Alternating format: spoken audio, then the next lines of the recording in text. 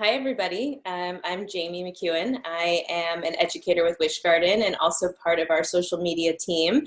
I'm here today with Erin Smith, our Director of Education, Sustainability, and something else. What else do you do? Science. Ugh, and you do so many things.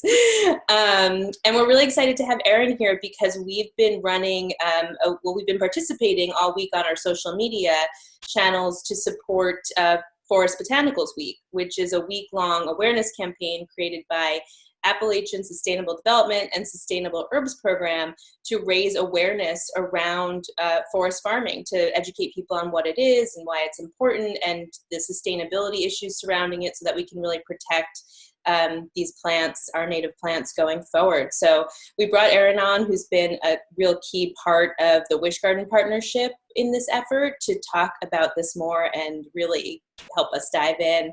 So hi, Erin. Thanks for being here. Sure.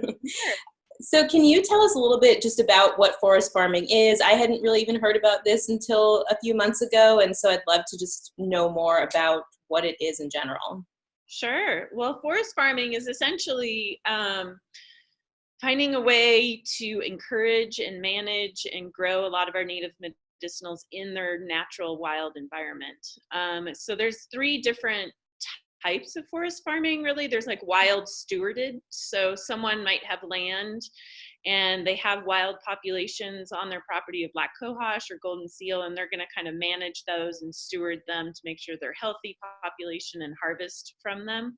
There's also, there's kind of woods grown too, which is a bit more intensive, where they're actually doing what we might think of as traditional farming, but under the natural canopy of the forest, in the natural environment of where of where it's growing. And then there's wild simulated, where they might also have forest land and things like that, but they're going in and actually creating populations in those areas. They might not have a large amount of golden seal in their particular land, but they know it grows there. So they might be putting in root stock and encouraging it to grow there. So those are kind of the three different ways that are forest farming, and it's happening quite a lot. It happens around the world in different forest environments, but for us, a big part of where this is happening right now is in Appalachia, of course. Right. And what is the work that Sustainable Herbs Program and Appalachian Sustainable Development is doing right now? Like, why is it really important that we're focusing our attention on this so specifically? So historically, I mean, we have a really rich history in North America of taking medicinals out of the Appalachian region. It's a very biodiverse area. We have a lot of, American ginseng and golden seal and black and blue cohosh. We have so many amazing herbs that grow in this area and have been used and harvested traditionally and exported for a long time. And so it's part of the tradition there, but it's also sustainability is becoming a bigger issue. And not only is it because of the use of this, like more and more people are wanting to use these herbs, but it's also habitat loss. So, just like it is everywhere else, urban areas are expanding and taking over a lot of the natural environments. Climate change plays a factor, but then also, especially herbs such as golden seal and American ginseng, there's a huge international market as well as a national market for it. And they're high priced items. So there's concern about just over harvesting in the wild. Right. And if you can keep up with demand, essentially. Okay. And I think you went out to Appalachia a few years ago, right, and kind of saw the efforts that they were doing there? We did, yeah. Don, our procurement manager, and myself, Don Kasner, we went, and that was a really great conference that the Appalachian Sustainable Development and other partners put together, and it really brought forest farmers and some people from the herb industry together to kind of talk about the issues, but also to go and see it in action, which was really a wonderful experience. And so many amazing stewards out there that are taking care of these great herbs that we have and we need, and doing it on their land. And some of them do it as a supplemental thing, and some of it, it's just an extension of a farm that they already have. They might be growing vegetables in a more conventional way, but in the forest that surrounds their farm, they're finding ways to also do a type of farming there as well and managing that. So it was really wonderful to be able to see all the different ways and the multi-generations doing it as well. Yeah, that's so cool that it's becoming passed down, that they're valuing it enough to pass this down. Yes. There's such a rich tradition there. It's something I could do for a long time, is go and just talk to a lot of the wild crafters as well as the forest farmers in that region. There's such a wealth of knowledge there, because a lot of them have been taking care of these plants and using these plants for generations, hundreds of years, the knowledge passed down. It's awesome. Yeah. And I know one of the reasons that this Forest Botanicals Week was created as an awareness campaign was to really involve companies like ours and other herbal companies to, you know, kind of be part of the pledge to be protecting these botanicals. And so if you could talk a little bit about WishGarden and our values and the way that we're involved in this organization and really trying to do good on what they're creating. Sure. Well, forest botanicals have always played an important part in WishGarden formulas. You know, so many of we started as a midwifery company, and so many of the important women's herbs and women reproductive herbs are from the Appalachian region. So it's actually, those herbs have been a huge part of this company from the beginning, and it's always been important for us to take good care of them. And sustainability is a huge, huge part of that. And so we're wanting very much to, and still do, to make sure that we're sourcing things sustainably. So we're really careful about, if we're getting wild crafted material, knowing who the wild crafters are and being close to them to be able to ask the right questions to make sure it's done sustainably. And then we want, definitely have been trying to get more and more forest farmed product and herbs into our products, because I do see that's the way the future is going. The herb industry as a whole, we're growing and expanding at a rate which is wonderful. But we also have to be aware of these natural resources that are so key to our products that we make, and making sure that we're taking good care of them. And if we can't harvest them in a wild way that matches our demand, we need to find ways to cultivate them. You know, and the forest farming is so wonderful, because I feel like it is the wonderful blend between getting the best of a wild plant, but also having it in a cultivated. They're very much trying as much as possible to replicate, you know, what is happening with wild plants, because you need that. It's true. There's a lot of herbalists will say they prefer wild, because they think it affects the energy, right, and the effectiveness of them. And there's some science to back that up as well. So the environment that things are grown in plays a huge part in their overall phytochemical makeup. So having these woods grown and wild stimulated and wild managed herbs is a wonderful thing. And with WishGarden, we've started with black cohosh. We use that in quite a few formulas. We've had forest farmed black cohosh, and we definitely do woods grown and wild golden and wild managed and wild kind of wild stimulated. I think it's mostly wild woods grown and wild managed goldenseal in our product as well. And I would love, eventually, our goal is to be able to say that all of our forest botanicals are forest farmed in the future. That's something I would love to say, be able to say about that. Yeah, that's awesome. And so what is something, you know, this whole week of awareness is not just for herb companies, but for the public, just to really, you know, wake people up to sustainability and herbalism. And as you said, as the demand increases, we need to make sure we do this in a way that protects the plants and makes this a long-term possibility. So what can the average person do, or, you know, how can somebody be involved in this effort? Yeah, well, ask your herb companies, you know, ask them where they're getting their forest botanicals from. And, you know, really, that has a huge impact on us as a company. We want to know. I love getting questions from consumers that ask us those questions. It makes me very happy that they're caring about it.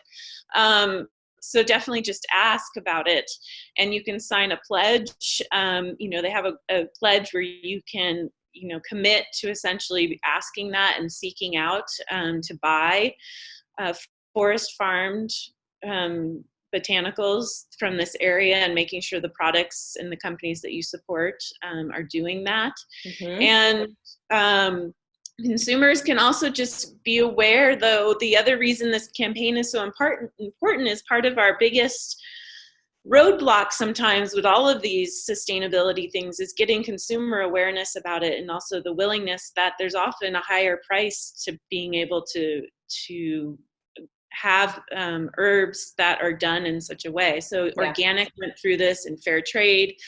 Also, people had to get used to that there was a higher price for those types of certifications and awareness and insurance and the sustainability. And that's definitely an issue with forest farmed. And that's one of the challenges herb companies have in bringing in all, for us overnight to say we're only doing forest farmed botanicals is hard, because one, needing enough supply to meet our demand, but also there's such a huge cost difference that it would require a huge price jump in our product. So we need to also make sure consumers are aware of why, if we have to raise the price a little bit, why we're doing that. And so that's part of this as well. And also part of it is, unfortunately, historically, wild crafted herbs have been undervalued, I think, too.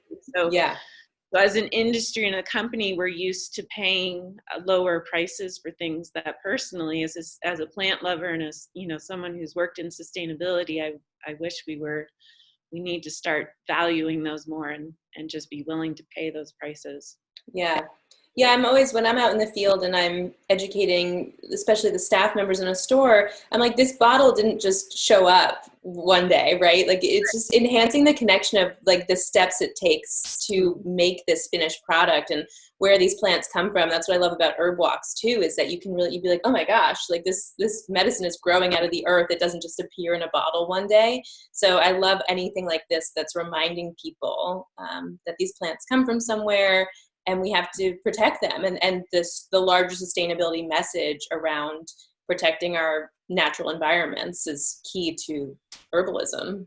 Right, and making it a viable option for the farmers too. It's need to get paid in a way that it makes sense for all the work that goes into doing that and being such good stewards and growing these in those wild environments. It's still a lot of work.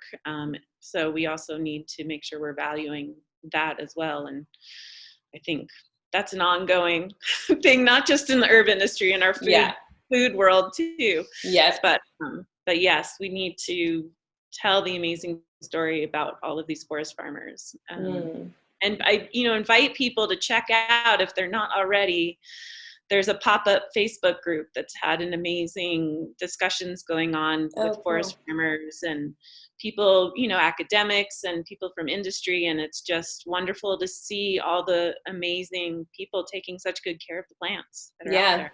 Yeah. And I don't know if it's possible to visit these forest farms if you're just a member of the public. I always tell people, go to visit a farm, bring your kids, the normal farm, so you can enhance that connection of where your food comes from and why it has to cost a certain amount. And, so check out the Facebook group. And I think sustainableherbsprogram.com is where all this information lives. And the pledge is on there, and all the ways you can participate in this are on there too. So. Yeah.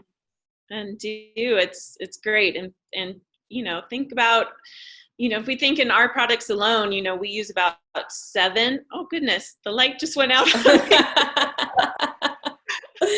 I think it's an automatic thing and I didn't move enough. Oh my God. But it's across the room, so I'll finish my thought. Can you see me okay? We can see you. Okay.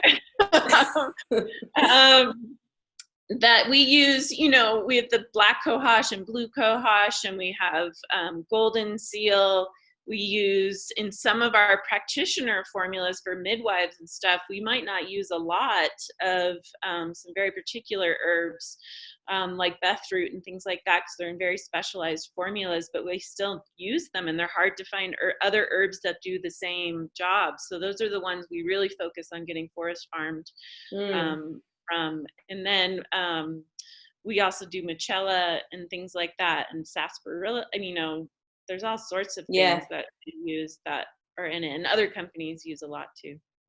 That's awesome. We used to have American ginseng. We actually purposely Yep.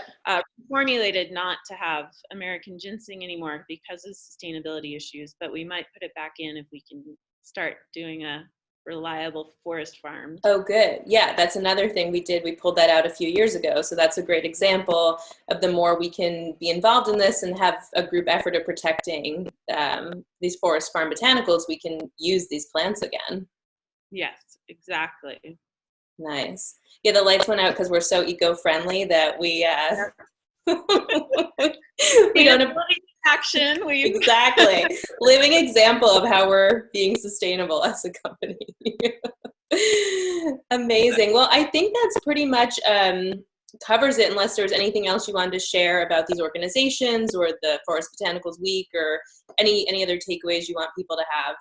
Oh, I just hope that it extends beyond this week. Like, I'm excited. I'm so thrilled to see all the interaction that we've been having and all of the response to it. And I'm hoping that will continue, and to definitely check out Sustainable Herbs Program has amazing information on the website about all sorts of herbs, not just the forest botanicals, and the sustainability work that's being done on them. And also the Appalachian Sustainable Development is a great organization supporting forest farmers and trying to encourage it as another economic and supporting livelihoods in the region as well. Yeah. Green economy, it's really important too. So exactly. Amazing. All right. Yeah. I mean, so you can check it out on our social media, Sustainable Herbs Program, Appalachian Sustainable Development, their websites. Just the more we can all learn about this topic, the better. So check it out. And thanks so much, Erin, for all the great information and all the work you do to protect these plants. Sure. Thank you for the great conversation. Yeah. Talk to you soon. Okay.